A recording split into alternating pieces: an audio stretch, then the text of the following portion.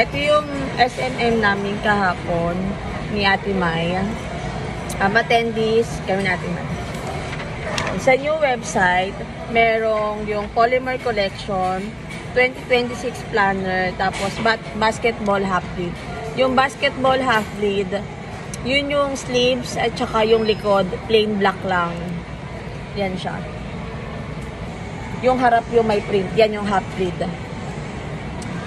Tapos ito naman yung sa Polymer Collection at saka yung 2026 planner.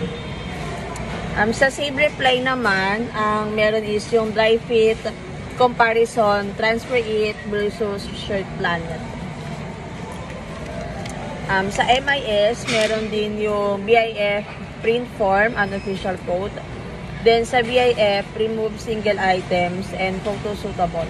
Only multiple items. Dati kasi sa BIF, meron doon. Pag one item lang, doon mo siya ipapakode. Pag multiple items, sa multiple items mo siya ilalagay. Ngayon, tinanggal na yung single item.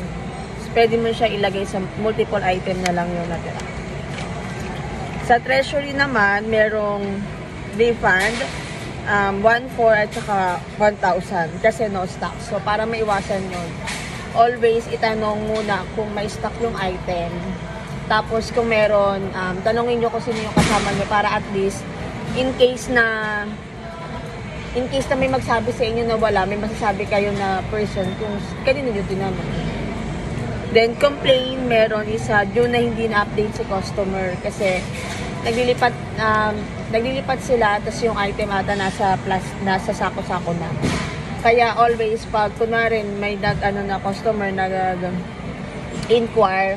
i-check agad, tapos i-update para hindi na siya makalimutan.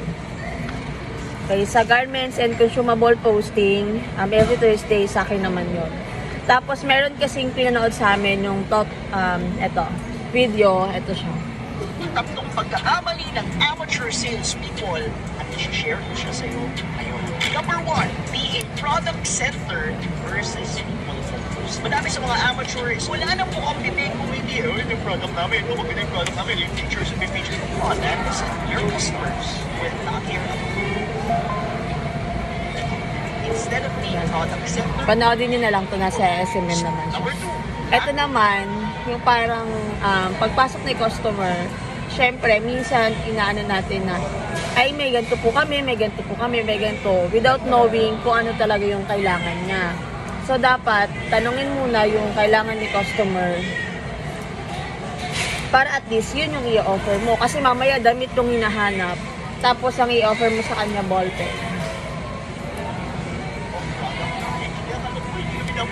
product-centered ko, pero hindi ko sinabi na wala ka nang alam sa product. Yeah. Product knowledge. Parang at least, kung may tatanong si customer dun sa item, alam mo yung sasagot mo. Hindi yung parang may tatanong siya, tapos isasagot mo, ay baka ganito po. Yung parang hindi mo alam kung ano yung binibenta mo. Siyempre, pag ganon, hindi na niya bibilin kasi parang hindi ka sure. You already got the emotions, but when it comes to logically deciding, hindi mo na kayang patunayan dahil kulang na binibenta mo is something na makakalimutan. Stop trading when the trading ends. Real pros keep on trading even after trading. Every single day na nag-use ka, always learn something new. Always learn. Ito naman yung pangatlo, parang feeling mo, alam mo na lahat. Yung parang, kunwari, matagal ka na kasi. So, parang feeling mo, ay, hindi na ako, okay lang kahit hindi na ako turuan kasi alam ko naman na lahat.